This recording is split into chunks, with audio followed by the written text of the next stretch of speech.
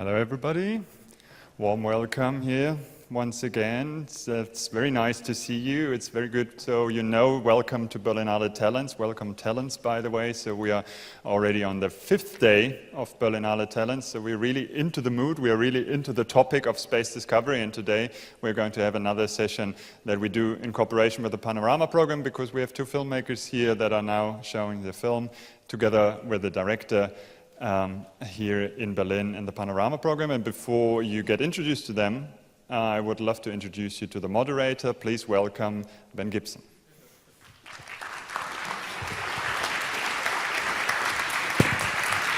Enjoy. Thank you. So welcome to this session. For those of you who know about these people who are about to come on, it's important that I say I'm actually an official representative of the Berlin Film Festival. I've come here to announce to you that these people really are the documentary filmmakers that they claim to be. And I think they're going to make some very interesting and revealing commentary. So, can I please ask onto the stage the producer of the Yes Men, Laura Nix.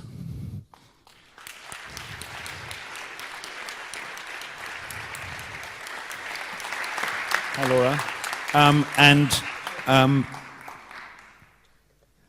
Oh, I'm sorry. Okay, right. Well, let's go back 2 minutes. Laura directed the movie with them, and they're working together. And when you see the end of the movie, it says "made by the Yes Men Collective" or group, and that means Laura is directing the film. Together. Okay. Good. Very good. And could you please welcome Mike Bonanno and Andy Bichlbaum. So that really threw me. I've got something very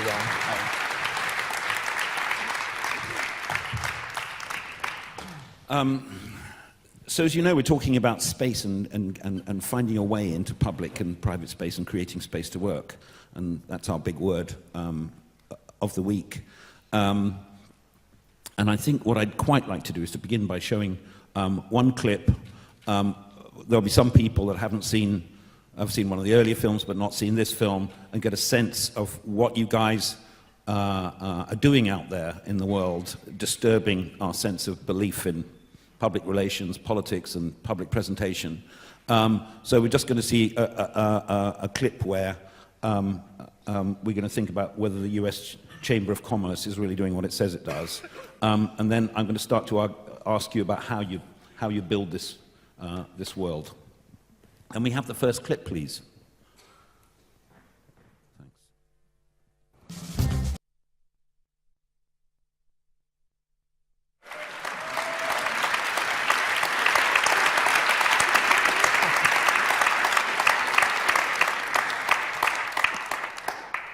What I find is extraordinary, actually, is how much I believe. Although I know who you guys are going to be, and I've also seen the wigs and the costumes, I'm thinking, halfway through the scene, I'm thinking, which one is the fake one again? Because there's an incredible kind of, the affect of being a state bureaucrat or whatever comes to you after this time, so naturally. So the question I want to ask you is, just take us through, because there are filmmakers here who have made lots of documentary films, and they're thinking about how to create work in public space, whether they're building up a spoof or whatever. But in this case, something like that, where you're writing press releases, you're renting a space, you've got an office running where you're making sure that the press conference is happening, you're producing all of that information. How long does an action of that kind that's going to turn into a part of the movie take to plan and to do, and how many people are working on it, and how many lawyers? Just give us a picture of what the preparation is like. Yeah, well, it really depends on the action. And of course, it's all about, there's the action itself and what it's about, and then there's making the movie out of it afterwards. That action, I think, was in the discussion and planning for about 3 weeks, if I remember right. Maybe a little more, but something on that order. These activists that you see in the film, a number of them, were part of this big movement that was putting pressure on the chamber to stop opposing climate legislation. And there were a lot of people involved in this. They approached us and said, let's impersonate the chamber, let's host a press conference, and we had never done that. But they took care of renting the place and figuring out a lot of the logistics. And then we pulled it off, and you know, some of the things we were still figuring out at the last minute. I think we had one rehearsal the night before, and then it happened. The shortest we've ever, I think 5 days before an action, we found out about it and did it. So and we've also spent 6 months preparing actions. So it's really as much or as little time as necessary as we have. But from the point of view of how you're going to capture it, so there are a lot of cameras in the room. Some of them are yours and some of them are other people's. So you're trying to capture the following day's news cycle as well. In this particular case here, we had two cameras in the room, basically, that were our cameras, camera people, and then we had some cell phones and things like that. But and then the reason it ended up on the news is because we brought it to them. Our camera guy brought it immediately to CNN, and CNN liked it because they wanted this story. So we stopped relying on journalists to show up to cover things. We don't do that at all anymore because most of the journalists we know got fired about 10 years ago. So how do you make sure you get it onto CNN? Well, you need a hook, right? So in this case, the chamber guy barged in. It was perfect. There was conflict. It was a good story. But there are other times when... In this case, it was picked up as a press release, which we were sending out at the same time as the event. So when you see Fox News saying, well, maybe not, that he had actually fallen for it from the press release alone without the conference. And that... so it would have gotten a certain amount of press anyways, but the guy barging in just made it gold, because then we had this beautiful footage of him being a, imposter in our imposter conference. It's very confusing and funny. That made it have an extra day of attention, basically. But every action is different. I mean, for instance, the last action in the film, and you guys haven't seen the film yet, but that one took much longer to plan. It wasn't like a 3-week one. It took a couple months, really, to pull it off. And we had a number of camera people that we traveled from New York to DC to be able to do that. And it was really involved shooting strategy. And so sometimes we're using a mixture of hidden cameras as well. Sometimes we make a decision to try and make somebody look like a real journalist, so we try and get a hold of a really big camera, but we tend to shoot on much smaller cameras. So we use a range of equipment, and we're always making creative decisions based on what we need in the room, because to make it also look like real journalists are there, you have to choose certain cameras, and even though they're us and not real journalists, sometimes we want people to think that there's real journalists in the room. So the camera choices are very crucial to be able to pull off what we're doing. So, I mean, for you, because you're, have had a long career as an award-winning documentary filmmaker, but making essentially, more observational work, this is a kind of hybrid thing, because you've got to make sure that you've got a scene. You're almost working in a way in fiction. You want to know that the costumes and wigs are right, and that the pipe cleaners are going to look like microphones and all of that. Is that a completely new way of thinking about how to work for you? Well, my first feature was actually a fiction feature that I wrote and directed, and so I came from a fiction. I mean, I've mostly worked in documentary, but I do have some fiction background, and that comes in handy when working on this. Not that everything isn't completely true in the movie, but we did. There's a lot of things that are. Actions are essentially staged for the camera, and every single piece of it, you have to think about every detail. Well, Some of them. You're right. Some of them. Yeah. But there's a lot of thought put into what we're doing visually, so we spend a lot of time thinking about what the costumes are going to be, and is there going to be a wig or not a wig, and why, and what should Gitz wear when he's on stage, and what were we going to put Codili in for the Canadian action, and we'll talk to these guys in a second, because there's some activists that we worked with in the film who are here today. Codili here from Uganda, and Gitz here from Alberta, Canada. And So we're also working with activists and collaborating with activists to create the film. Yeah. Yeah. And every element of that is Right. carefully thought about. I just want to show one more clip to everybody before we go on, because I want to talk about how you work together. That one of the interesting things about this film, especially to me, is that it's quite a thoughtful film about what it is to be an activist and how you. It's not like going to the office every morning. It's another thing, and it brings in the characters, the leading characters of the Yes Men, in a way that I think is really well done. So this is just a short clip, but the beginning of it is really a kind of a review, a look back on Mike and Andy's relationship working, and then there's a little bit with some animation which announces what the theme will be of this one. So it's a kind of two-part clip. Can we have the second one? Thanks.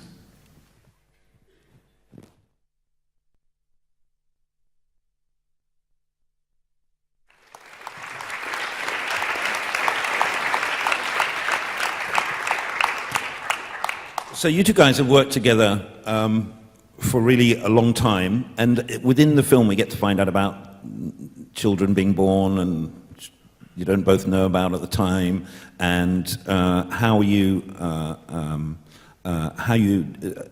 develop your acts when you're working together, doing things, and we see you putting on costumes and wigs and all those things. From the point of view of the political consensus that's there within, let's say, the whole group, and saying, okay, now we've solved the problem. We haven't solved the problem, but we've talked about monetarism and the Chicago School and what's going on in Wall Street. And now we're going to deal with ecology and global warming. Is there a kind of a moment of development when you say, okay, what can we cover? Who can we bring in? Which activists are we going to work with? Is it like a kind of a meeting which is about the ideas? Can you say something about how that would happen? Yeah, I mean, over the last 5 years during the course of making this film, we also did a lot of actions on other subjects than climate change. We now almost exclusively work with campaigns, existing campaigns, either campaigns done by small groups of individuals or by NGOs. So we try to make whatever action we're doing fit into a broader movement, or that has long-term strategy instead of just the tactics that we tend to use. And so, in this case, over the course of the last 5 years, we also saw a pattern, though. A pattern was emerging in the types of issues that we were most focused on. And so in the end, actually, this film comes together in part because we met Gitz earlier on. We met Kadili in the beginning, did an action with her, which was about climate change, and then met Gitz, and in a lot of ways it was what Gitz brought to the table for that action that made the end of the movie and the final scene and the last action all make sense. It brings to, so it's a lot of the process of actually filmmaking in this I think of as kind of damage control. It's because we end up with this pile of different actions, this jumble, and then you have to figure how they fit together. And presumably there are some NGOs or campaigns that come to you and say, we really want the Yes Men to get involved with this. And you say, well, actually, we're not quite sure that there's anything valuable down that road in terms of the work involved and the issue that's being revealed. Does that happen? Well, we throw ourselves into work to different degrees, how much we care about it. And in this film, especially towards the end, it was getting urgent to finish it. And so the last action, for example, we really just pushed and ignored everything else. But we also want to help, there's so many struggles and so many people who want to do creative things in their, around their issue, and they're all interconnected.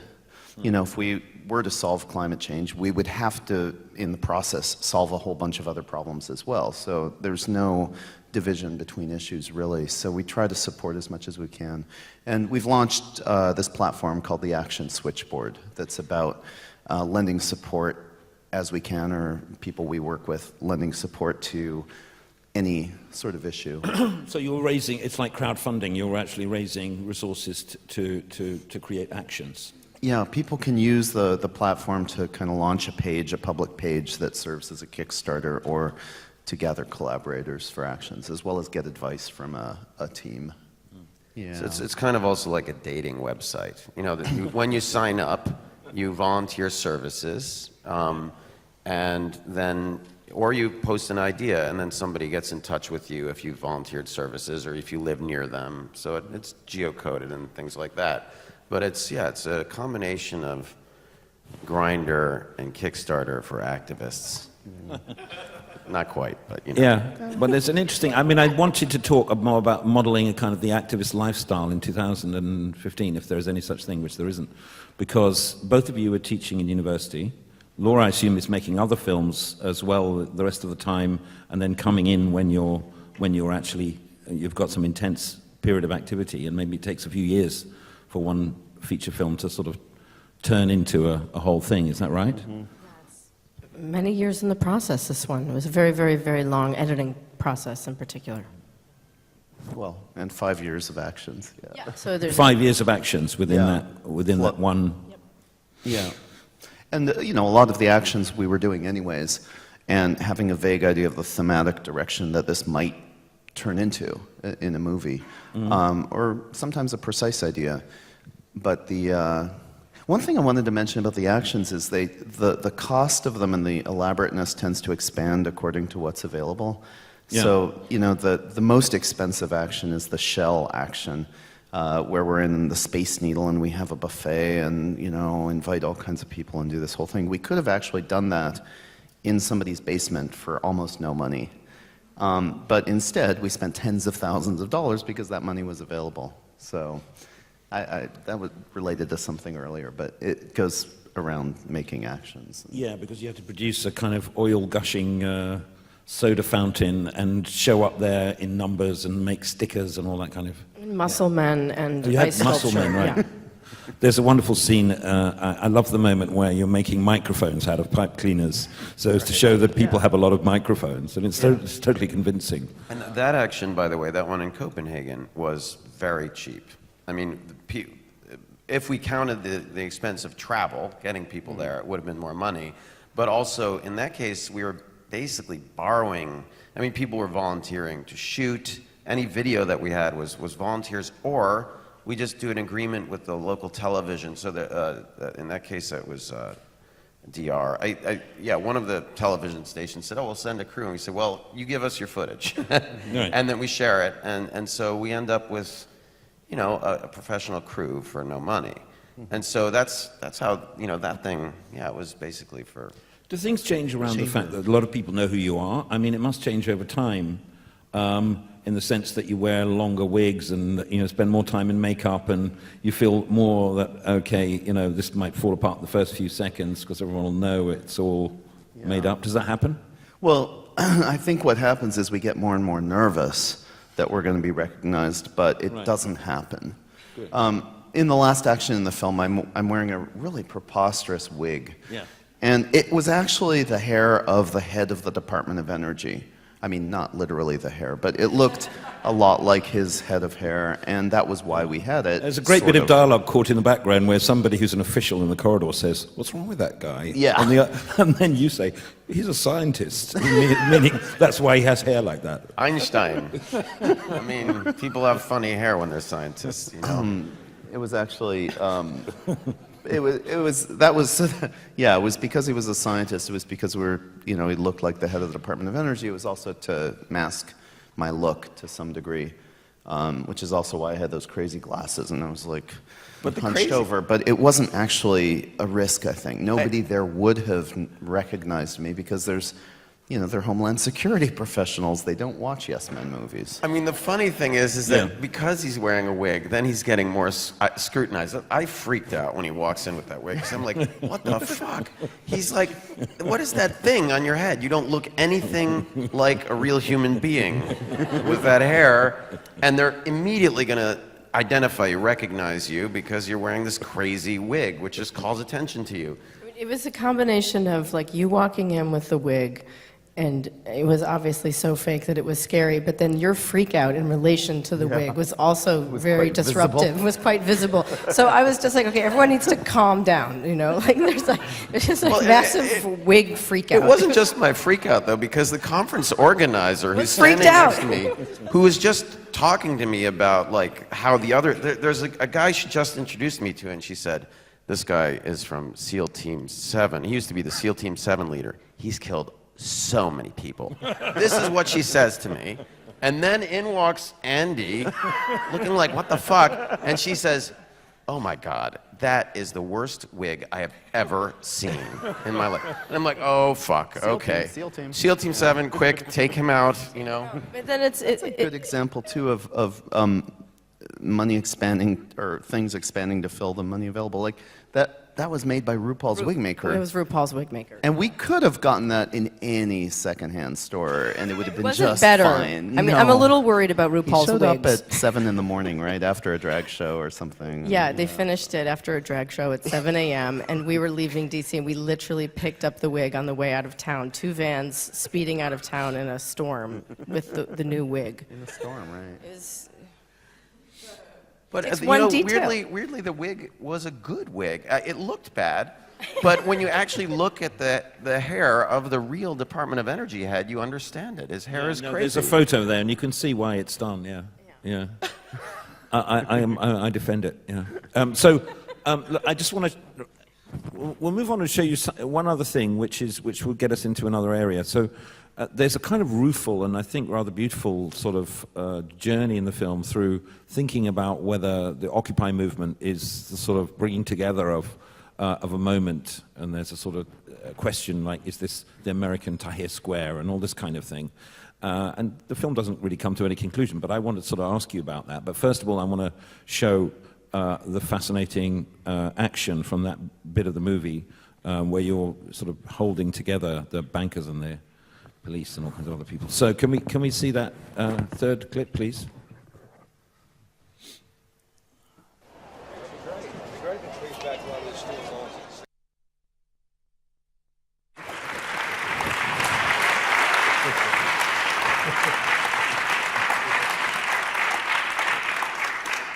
I think it's a really wonderful thing that just sort of going into a demonstration with one lot of slogans and then turning out to be the other guys. I think that's incredibly memorable thing. But I just wanted to ask you, I mean, this is kind of a heavy bit really, because there are lots of campaigns where you're making a real difference to the visibility, and there's a whole question about whether there was a change of policy, which Al Gore said it wasn't a change of policy because of you guys, but it was just that we're going to do it anyway, where you get this a change from the Department of Commerce about whether they're in favor of carbon taxes. So there's real agency in what you do, and there's a high profile. But then this atmosphere that there is now, where yes, the Occupy movement is doing stuff, and they're when there's a sudden hurricane, they're kind of involved in things and stuff. But there's a sense that broad movement is kind of breaking up. We don't necessarily know if it is Tahrir Square or whatever it is that would be the right name. And am I right to see a kind of rueful feeling where you're thinking, okay, well, we're doing all this stuff. How is resistance to corporate America and the goons and the suits actually operating? Are we getting anywhere?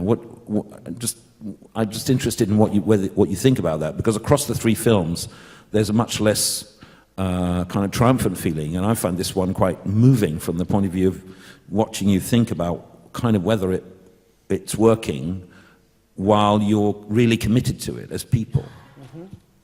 I mean, if you had been around in the civil rights era, you would have gotten the same feeling, I think, a kind of rueful feeling at almost any time in there. Where did that movement go? It lasted a decade or more, several, between some really famous events that we think of as contiguous. There were 9 years. I was surprised to notice that actually recently. And any given moment, it was pretty much invisible, but the people behind it were working, and they were thinking, and they were busy, very busy, and having workshops and all that. It was completely invisible until these key moments when it surfaced. And with Occupy, I believe it's the same thing. In America alone, it's surfaced 3 times now. Originally Occupy, which spread everywhere. Then there was Hurricane Sandy, when it mobilized in a flash to deliver food and save and redo things, and it kind of amazed everybody. And then with the Millions March and the Ferguson stuff now, those are the Occupy networks in part, working with a lot of other people, but it was because of the Occupy network that they were able to muster in 1 week thousands of people to do this march. Contrast with the Climate March, which took giant NGOs with lots of money a year to organize. They put that together in less than a week. So, that it's there, and it's active, and it's working, and it's doing stuff. There's also, I think it's convincing that without Occupy, there couldn't have been Syriza in Greece. These things keep each other going across time. And so you can't, it looks like it's not there, but that's a feeling you're going to get. Yeah. And also it's Occupy wouldn't have happened without the Indignados in Spain. I mean, they're all connected as part of one global uprising, so. Okay. And our actions too, at a certain point we realize that's like each action fails. They all fail necessarily. Like because no action is going to change the world by itself. Even the one with Al Gore, where he says, well, that wasn't the Yes Men, but, well, you can say it was a little part, maybe us, we can't prove it, but we were part of many people doing things.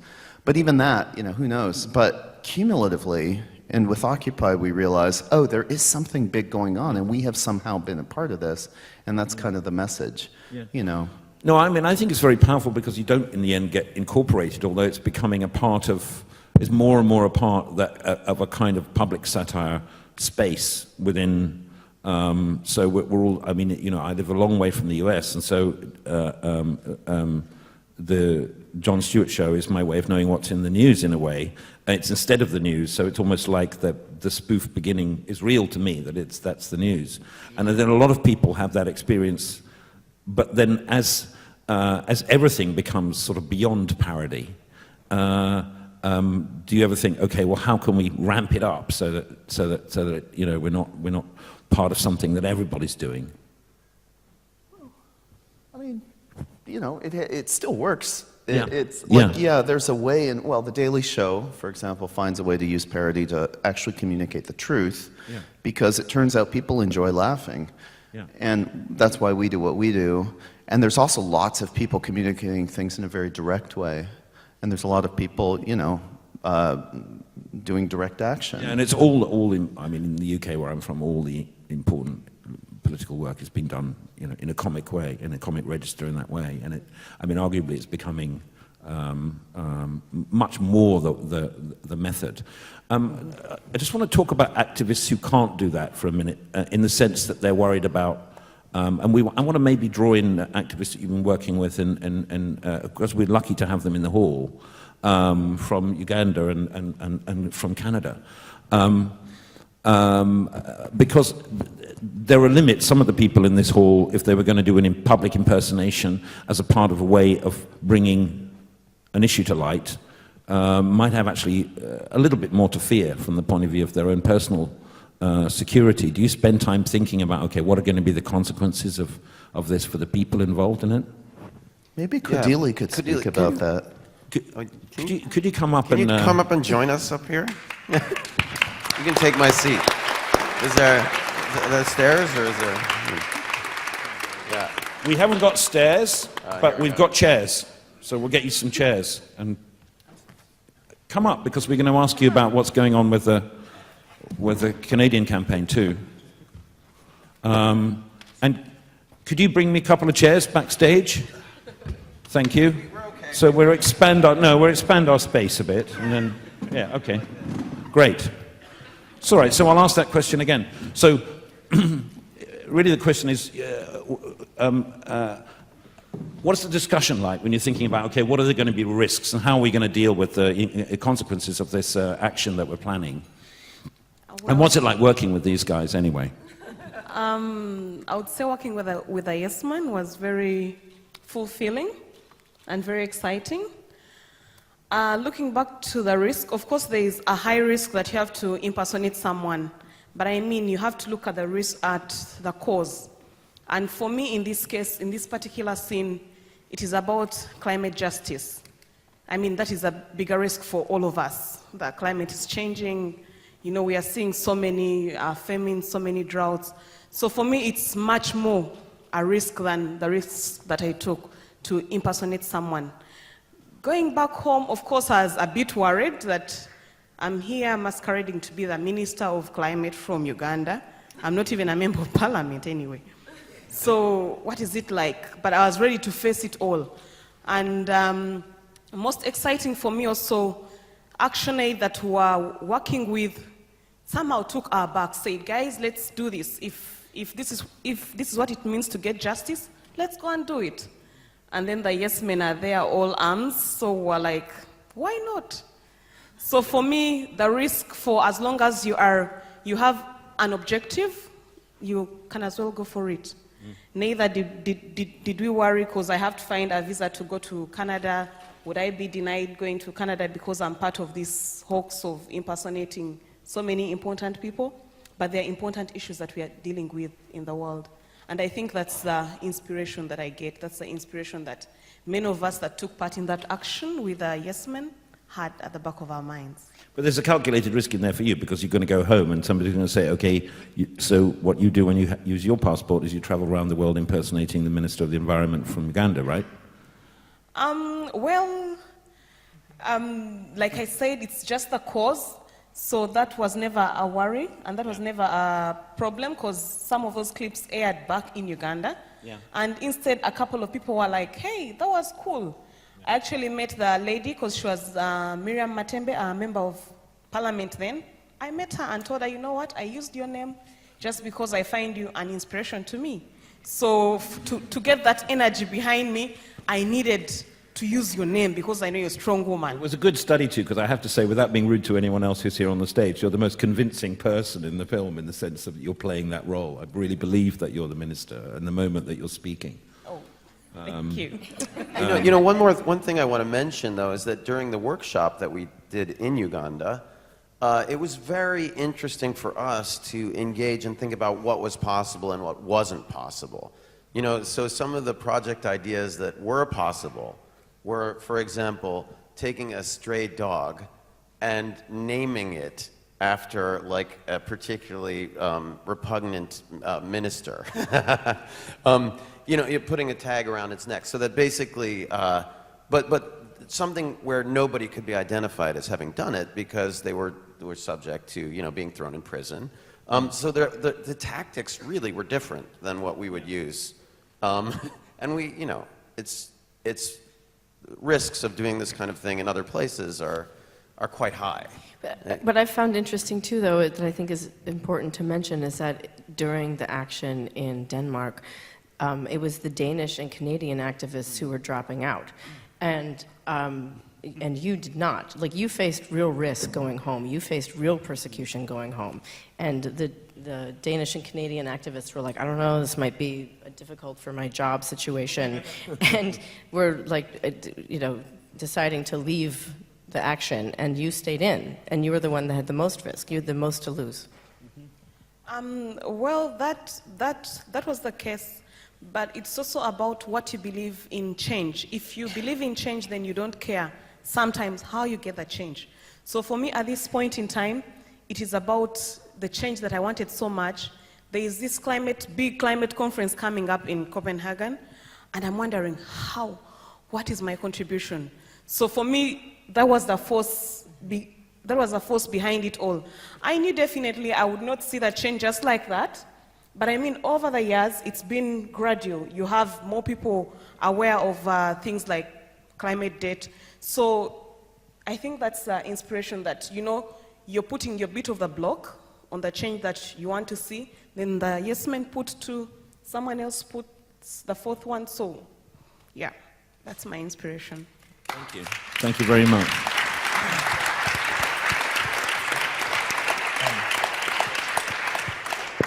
And I want to ask you what it's like working with them in this Canadian thing. I mean, there's a wonderful opening of the thing where, as far as I know, you just met them, and they say, well, so some indigenous Americans maybe used to have some of this land. And you say, yeah, in fact, the whole of North America. And then they turn out to be sort of goons that you can collaborate with in this campaign. It was funny meeting these guys for the first time and hanging out with them.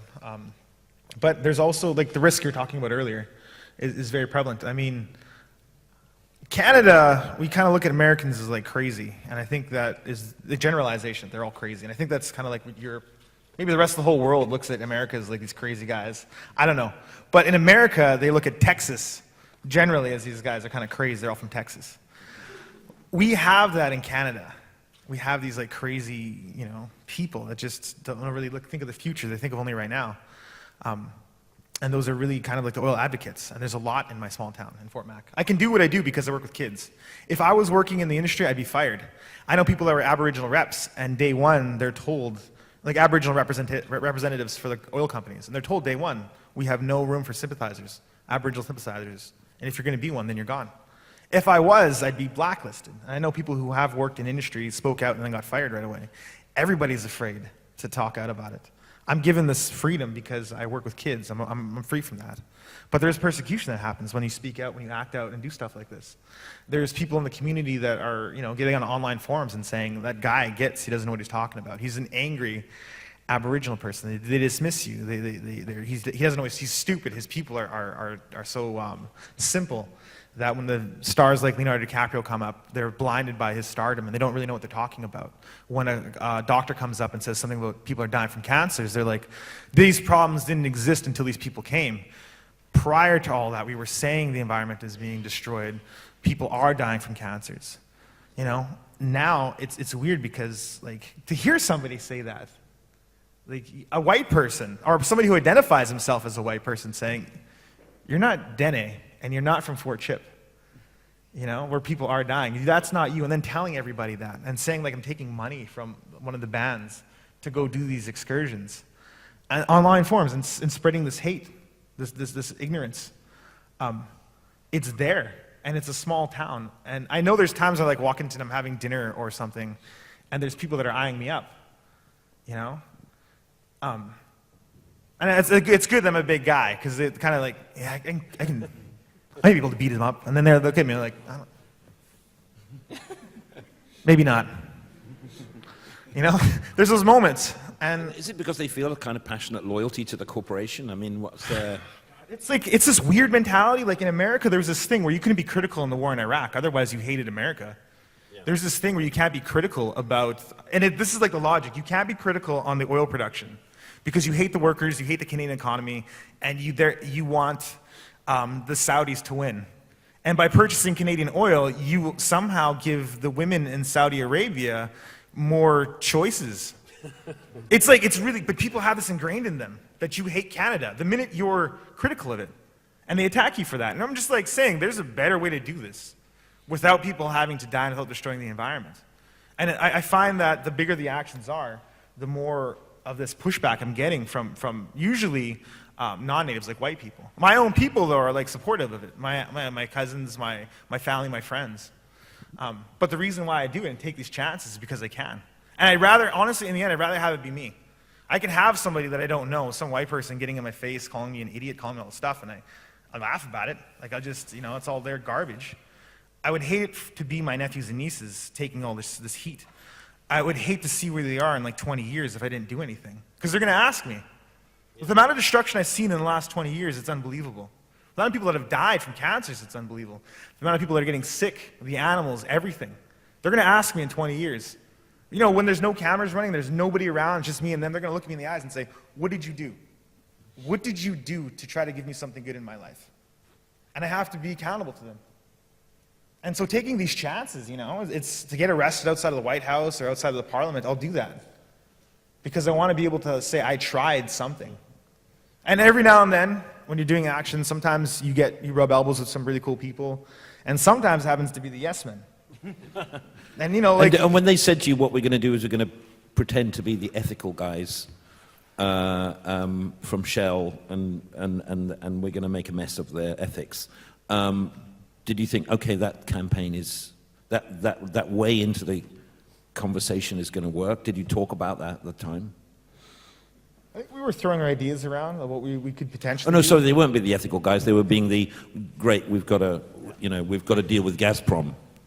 Yeah.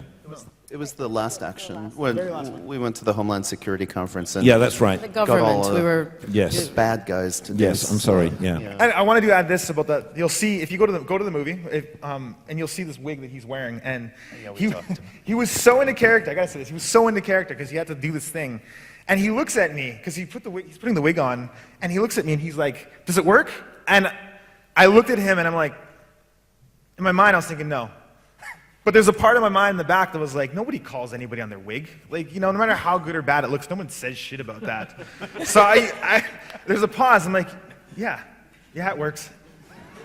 For that action, though, part of the process that took some time was that took longer than usual, is that the first thing we had to do is have some meetings where we talked to people, Gitz and a bunch of his friends and acquaintances and some experts in renewable energy, but in particular in renewable, indigenous-led and owned renewable energy projects, because there are these projects that marry social justice and environmental justice and renewable energy. It's this new paradigm for how we can redistribute power, literally, and produce energy in a just way that doesn't involve mega corporations, making money off of what should be all of ours. I think this common wind and sun.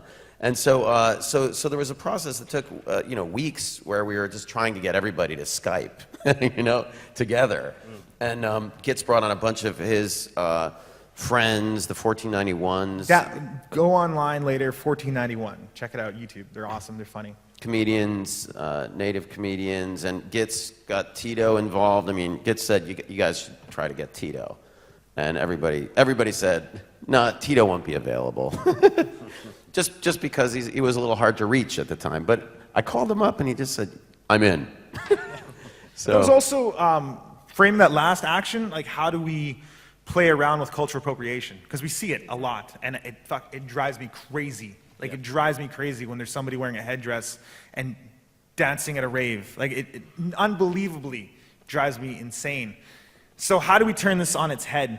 Yeah. And nothing you really see at the end is authentic at all. And that's what I loved about it, having these conversations. I mean, I must say I found it, even though you're creating that atmosphere, it's almost unbearably embarrassing just to watch, when you see those people standing up and thinking we'll take part. It's sort of and it's like authentic native ceremony. And there's nothing authentic about it. They think some people were crying at the end because they were so touched by this native spirituality.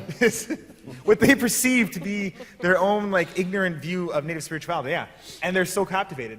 I feel like we spent so much time talking about what you would wear, too. There was a lot of discussion about, okay, what is the jokiest native outfit that you can wear? And Gitz had, very specific costume requirements. I mean, we spent weeks on Skype talking about that. And he wanted a very specific hat and a very specific jacket, and he wanted this fake turquoise jewelry that you would see. But then, that's like a bolo tie. And it was like, how do I take these things... How does a native red Indian look like in a conference? And the way that I dressed is exactly how they look in conferences.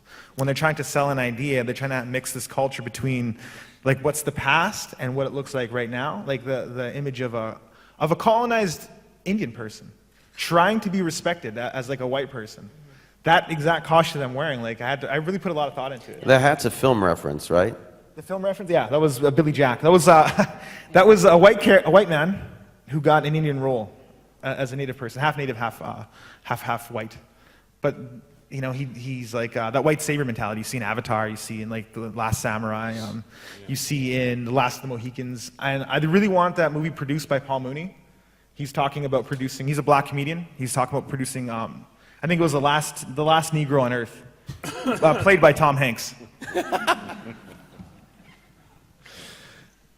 You kind of think that eventually that the people who work in the public relations departments of big American corporations are going to start thinking, okay, maybe we've got to sort of change the culture and not have a conference, not try and be cuddly in some way and do something else. But it never happens. They go on being incredibly embarrassing and stupid. So they don't have much imagination, yeah. I mean, they've got a lot of money, but they do things the same way again and again and again because they're not particularly enthusiastic about it. You know, it's the job. It's really hard to be enthusiastic about, you know, going up and destroying northern Alberta. I think even if you're an annoying, you know, even if you're not an activist or you don't really think about those things, it's hard to get very excited about you know, ruining people's lives. So they just kind of have a machine and do it. And that's where activists have, I think, more power because we actually care and we have imagination. And with no money or very little money, we can actually use that to make an interruption. I mean, also, it is an incredible thing to watch because it's also, there's so much thought about the assumptions that you make in all of the work that you're doing. So that they're so intellectually powerful.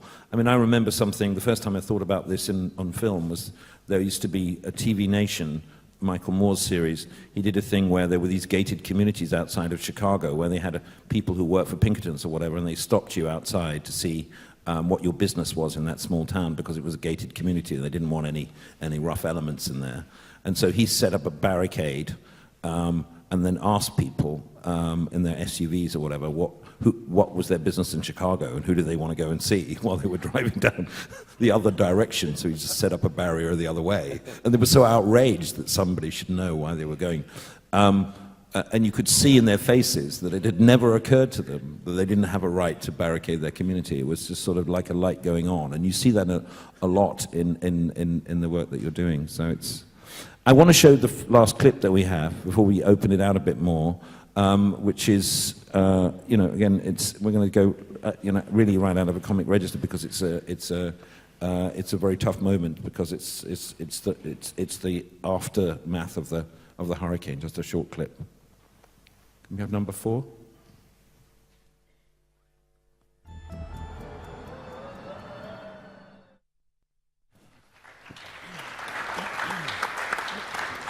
I just wanted to say, I suppose I said this earlier, but now that you've started talking about how it feels to have the impact of these events on you, and you become, in a way, the characters, the backstage characters, as well as the front stage characters, even much more in this film. Are you seeing, because there are lots of documentary filmmakers in the room, and lots of them work in a more conventional way, where they say, well, I'm not in the frame, you know, I'm the person who's the observer, and there's some kind of distance. I find this politically very powerful because it's not that you're making domestic personal film, but on where I'm able to reflect on these issues because of its impact on you over time. Are there other filmmakers that you know of who are beginning to make these kind of personal political films? Are there models of work that interest you out there? And do you think it's a direction that's going on? Well, I think there's elements of this film that could be considered hybrid, and I think that there's a lot more work that's now blurring the line between fiction and nonfiction. I'm really interested in that personally, and I think that it's something that's happening especially outside of the United States. It's not actually happening in the US as much. You tend to see people doing that from other countries and other regions. But I think this film has that element much more than the other two. And it was a really big decision for us to make sure that the personal story was as much an element of this film as is the political story. So there's the climate story that's being told. There's also the story of the activism, and then there's their personal stories. So there's a number of arcs that are interwoven throughout the whole thing. And it felt like it was time to do that for this. Yeah, and they work very well eloquently together, and in a sense it's... But it makes me think about the unity of the whole film, because you start by thinking, okay, it's going to be bits in a way, and it'll kind of cohere into a film because of a political arc.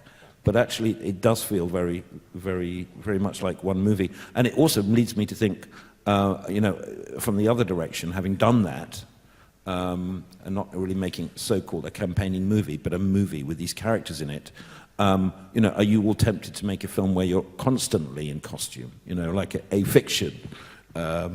Because I think it would be quite interesting. Do you ever talk about that? I mean, in a way, our previous film, our last film, was a bit more like that. We were always in character. You're always in character. Yeah, even when we were, you know, talking about doing actions, we were cartoon characters, essentially. And this one, you know, the personal story is the political story, I think. So maybe that's why it feels like it's a coherent film, because, you know, you see the personal story in order to understand why collective action is important. And so it... and when you're calling on people, in a way, because you operate through films, but you also have websites and all of those other things that are going on, and in a way you're calling on people to say, okay, think about what actions you can create within your own campaigns.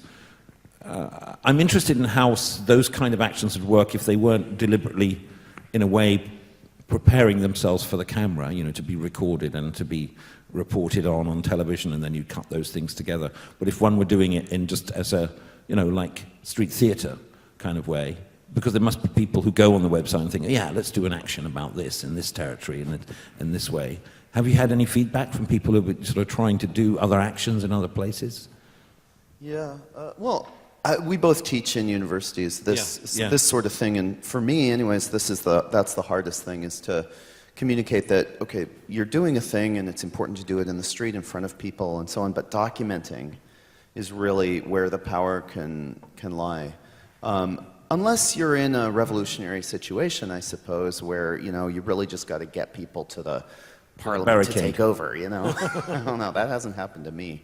But if you're doing this kind of thing where it's a slow build, you know, struggle over a long time, and you expect change to happen, you know, through democracy somehow, then documenting and getting it out there is really it's not obvious to all activists, and that's, I think, how activists and filmmakers can collaborate the best.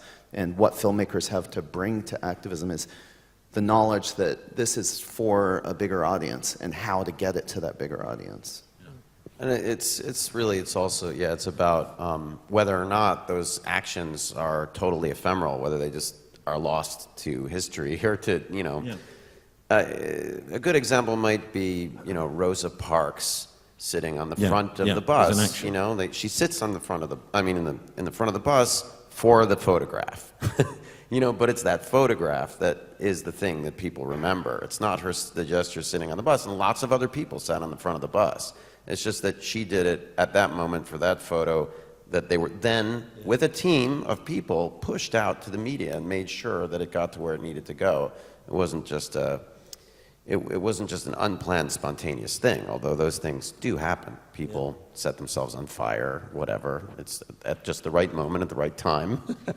And it starts a revolution. But it's, you know, what we do requires mediation. It requires communicating it to a broader audience. Almost all. I don't think we've ever done anything where we had a venue that meant that it didn't need to be seen outside. I mean, just to give an example, the other night we went to the Cinema for Peace, me and Andy and Gitz, and unfortunately Kadili wasn't here yet. She would have joined us. But we decided to, you know, storm the stage, basically, to take the stage and to ask the people in the room to divest from fossil fuels. Instead of just participating in a charity event where you give a little bit of money to a cause, why don't you take all your money and all that it represents, because that's an event for very rich people, where very rich people can meet celebrities. Why don't you take your money out of fossil fuels, and here's Gitz to tell you, you know, why you should do it. And Gitz talked about what was happening to his community. That we did that for the people in the room, yes, but also part of the intention was to do an action to get the coverage that was getting covered, that we would see, that would be seen outside the room. So that, it wasn't really about influencing those people, because, to be fair, there were about 20 people who said they would. And they had to raise their hands, and most people didn't. Well, I think you're quite right to talk about Rosa Parks, and it's a very interesting point about how you create icons of resistance and change, because, you know, arguably, you know, situationist slogans on the street in Paris in 1968 are not necessarily for the neighbors, they're for the photographers who've come to Paris for the week, kind of thing. So, you know, there is that thing that's always there. I think that even disrupting something like that, because they're all these rich people and they have influence, And we're so inundated with this like instant gratification in the society, and they have it on like the next level because they have so much money that they can just pay stuff to make it happen. To actually tell them, to shock the system that they're in, and say like, you can take your money back and you can make a change. Like they might not have heard that. The concept might not have been there until we were actually there to try to put it in, you know, in their minds. It might not have worked. I might be shooting too high for this idea, but there's a moment where you just got to say, you know, you just got to go for it, and that was it. I mean, the moment that sold it for me, and I keep saying this, and I'll keep saying it over and over again. It was like Best Documentary Award that we stormed the stage, and they had this guy come out, and he came with 2 indigenous peoples from Mexico. And they didn't introduce them by their names or their nations that they come from. They just introduced them as this guy and his 2 indigenous friends from Mexico. And he introduced their plight. They had a bit of a documentary that they showed. And then everybody had their applause. And then he's like, and now they're going to introduce the next award. And that was it. Like, he brought them out like they were puppets. And I'll say this again and again. It's like, you know, these are my brown friends. These are my black or brown friends right over here. You don't have any? No? You should probably get like 1 or 2 of them. I have 2 right here. They're here with me at the gala. They're nice. They're friendly. They're not savage. This guy might even be a Muslim. You know, like it's this weird idea of privilege.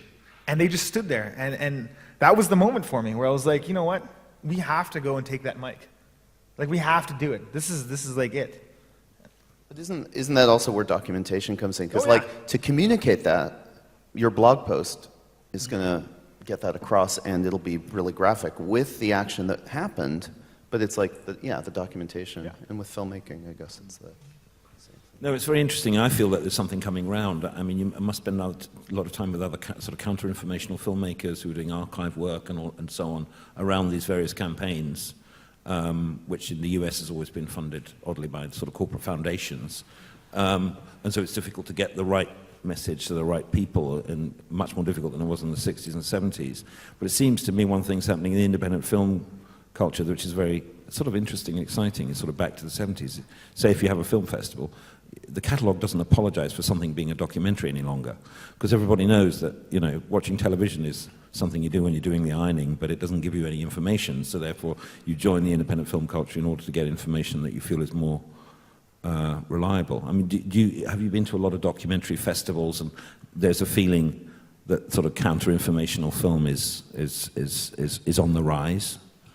Well, I think that with the kind of decrease in funding for journalism and for investigative journalism, the documentary films are taking the place of that, and we're seeing the importance of documentary filmmaking filling that gap. And, you know, this has been discussed quite a bit, and you see it over and over again. And, you know, that I don't really think that the Yes Men films are investigative per se. I mean, we not in the same manner. You know, we are creating awareness about issues, but we're doing it in a very particular way by using humor and satire as a way to get people to kind of shift their thinking and their consciousness. But you're not going to go to our film and learn everything about climate change. You know, it's not. There is information that's imparted in the film, but for us, it's really about consciousness shifting and about getting people to think about it slightly differently than they might normally, because you can do that with satire in a different way. Should we open it out to questions from the hall? We've got a bit more time. Should we do that? Has somebody got a microphone out there for... Oh, great. And there's a gentleman there right in the middle who's the first with his hand up. To Michael, Andy and Laura, you've mentioned several times about this collaborative process.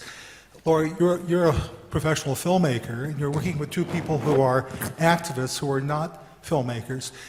Can you talk about, all 3 of you, talk about the collaborative process of coming together to make a cinematic something, number 1, and then number 2, in your film you use animation. How did you come to that decision, and why did you use animation in the film? Well, I would first say that they have directed their second film, and they are filmmakers, and so I feel like we're 3 filmmakers working together. But yeah, it is a different process, and we do bring, I'd say that our collaboration is unique in that we all have different talents and skills that we bring to the mix. And so it's just a soup everybody kind of, putting in what they do best. And we all kind of switch roles, and there's a lot of feisty, energized debate, I'll just leave it at that, about how we make decisions in the edit room. And, it's a very lively process, fair to say. The decision for animation is one that we thought about quite a bit. We had there's a lot, it gets back to this issue of how do you impart this information. And there's a lot of denseness in being able to talk about climate issues.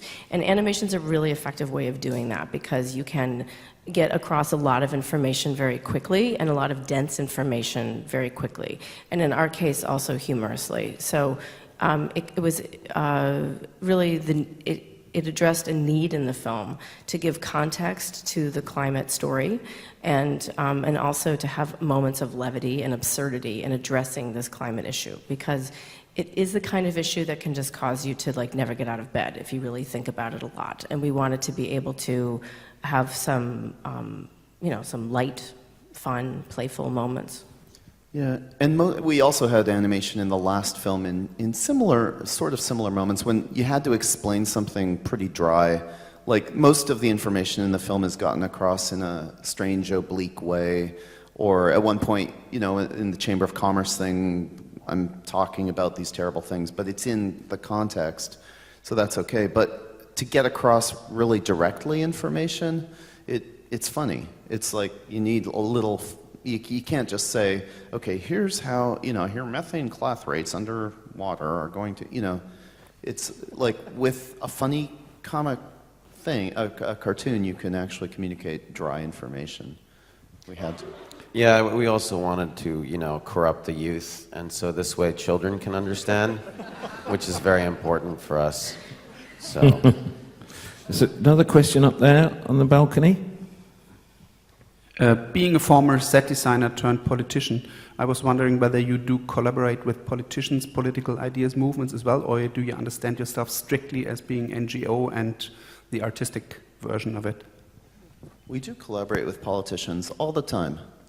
And not just us. I've heard, we were recently in Davos at a counter World Economic Forum, an anti-WEF, and one of the people with us at a panel was a member of Parliament, the European Parliament, and he was an activist also, and he said he could only propose the kind of things that he's proposing now because of the past 10 years of street activism and people doing things outside of politics.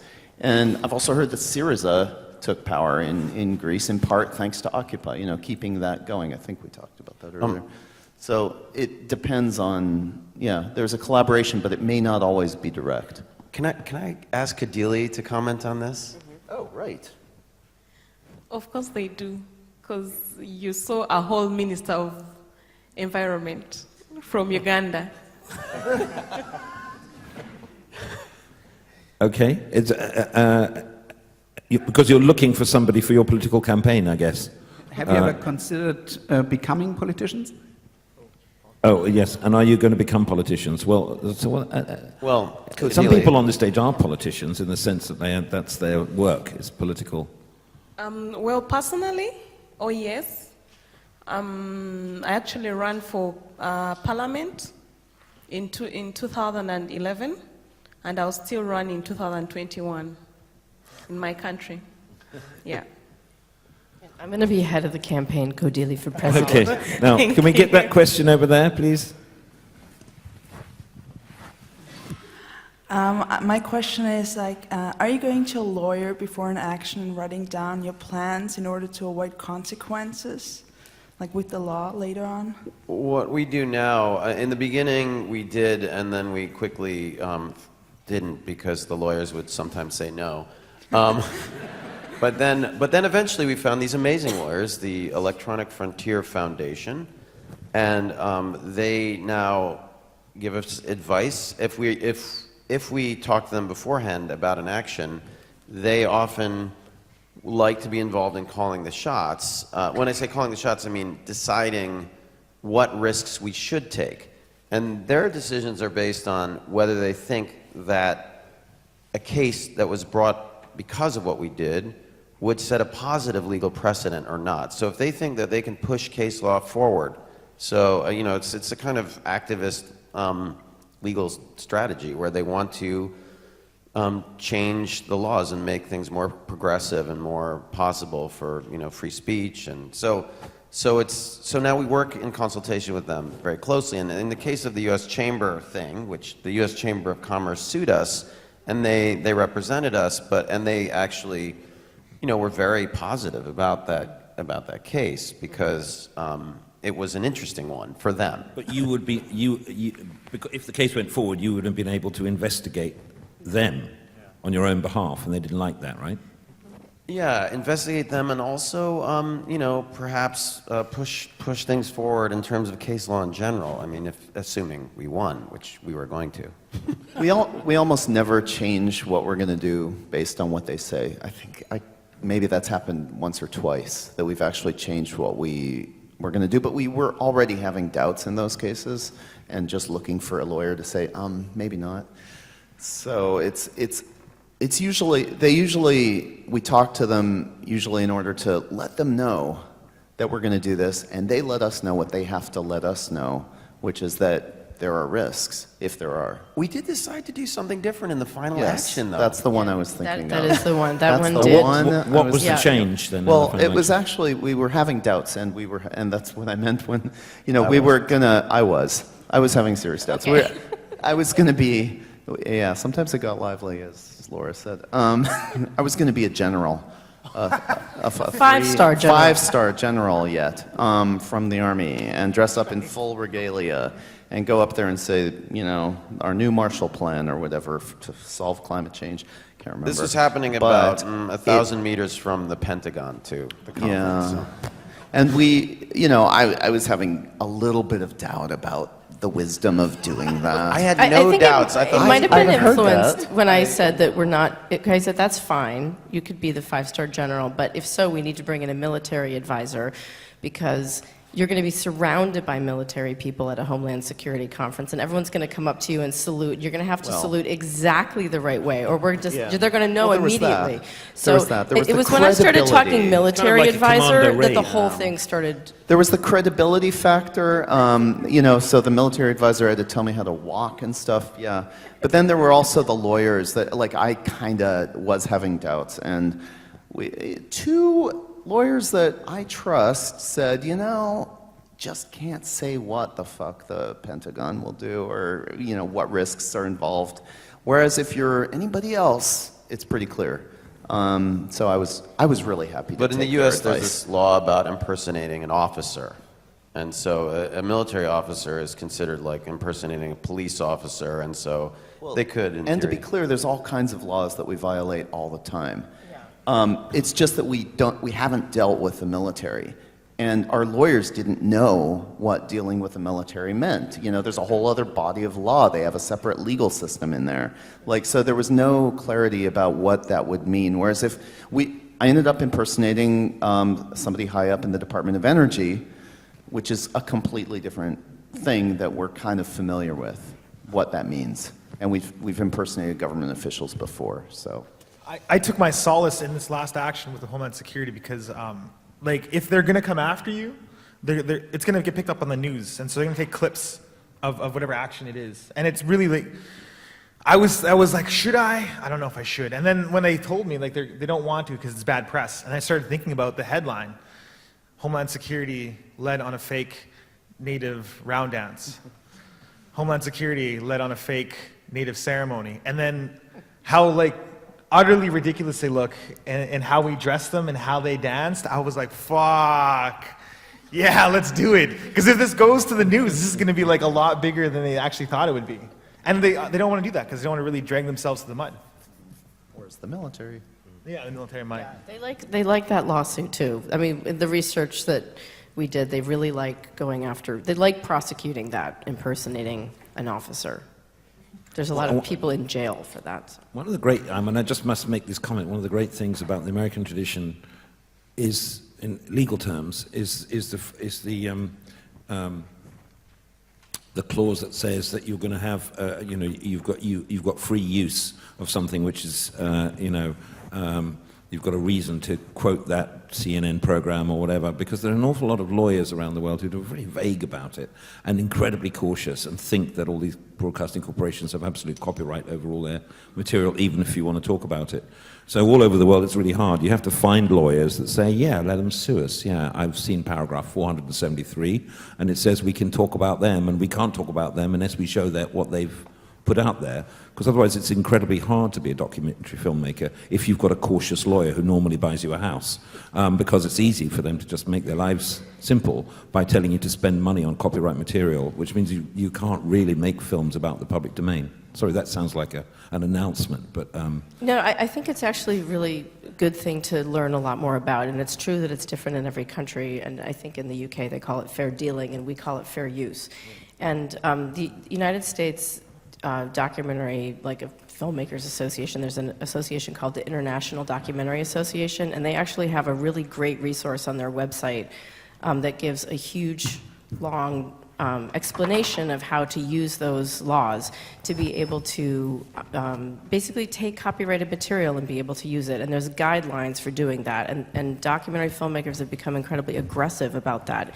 And if you do work with the right legal team, they will basically approve most of it. And we use that quite a bit in our film. So there's a lot of archive footage that we're using that we basically claimed fair use for, and we did not have to pay for it. You have to have, there's rules about when you can do that and why you're doing that, there's guidelines for that are pretty clear, but it's a good thing to know about, and I think it's becoming a lot more accepted and has a huge impact on budgets. And part of the calculation should also be like, regardless of what the law says, is your target going to sue you? And you can pretty much guarantee that if you're making a clear point about them, they're not going to sue you because they'll look crappy, they'll look terrible. And you see examples of that again and again with films, with activists, where the target retaliates and it's disastrous for the corporation. So good lawyers recognize that and don't necessarily just pay attention to the letter of the law. There are other questions out there? There are people dying to ask?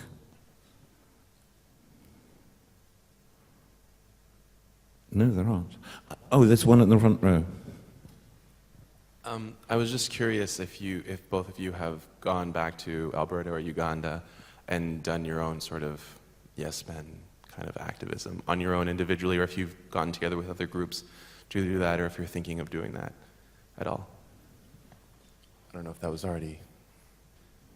Going back, we've not done exactly some of the actions that the Yes Men do because of the difference in context. Like we have a different context back in Uganda, so what exactly is going to work at that particular moment? But there are related campaigns that have run similar to the Yes Men, like the dog having a minister's name around the neck, you know, and then there are these pigs painted yellow, the color of the ruling party, saying, hey, you've messed us up and all that. So things like that are kind of distance you from the scene, yet passing on the message. Yeah, and that is because of the difference in political, because now that's very political. So it also calls for a lot of political intelligence, that you distance yourself but send an animal, it's there, passing on the message that you wanted to pass on. Yeah. Gosh, I've always been, I believed in the symbol of an image, like you're talking about Rosa Parks, that leading you forward, and that has always propelled me to go, and I've always wanted the things to succeed to help lead this greater movement. And what I've learned, specifically with just the gala event the other night, was that if you're filming this, or if you want to take part in an action, it's like, if it succeeds, it's amazing. It's so cool. And even if it fails, and it fails spectacularly, there's still something amazing you can take from that. and I think about all the actions I want to do when I go back home, because for me, it's just literally, we were talking the other night about some of the stuff we're going to do, serious, non-serious as well. Have you taken part in some Yes Men type actions? Yeah, there was the Kinder Morgan. I don't know if you guys ever know, it's like this pipeline, this bunch of crap. But they had these protesters, and they were trying to, I don't know, sue them or something, but they brought it up like, these protesters had these angry faces that intimidated them so much that I think it was traumatic. But they were just making a face. So we hashtag Kinder Morgan face. And we just do like the most ridiculous faces. And then we hashtag the actual Kinder Morgan. And there was like, all these actors were doing these faces. And then I started doing like a Schwarzenegger face from like, I actually took the still from Total Recall when he's getting his mind zapped. And I put like Kinder Morgan face. And it was like zombies with the Kinder Morgan face. So there's stuff that we've done, we've actually clowned it. We did the Royal Bank party where I closed my Royal Bank account. Because they invest in tar sands. And then as I'm closing the account, we can do this like big dance party to celebrate the fact that I'm doing that. Inside the bank. Inside the bank. Dance parties in the bank for closing accounts, yeah. And then the one action we were going to do, but we didn't do, that's going in the file for when I go back home, because I'm still going to do that one. Gitz has told me in the last few days a lot of plans that he has for back home, so yeah. They made me expect a lot. He's made me an honorary Yes Man, and I've made him an honorary Red Indian.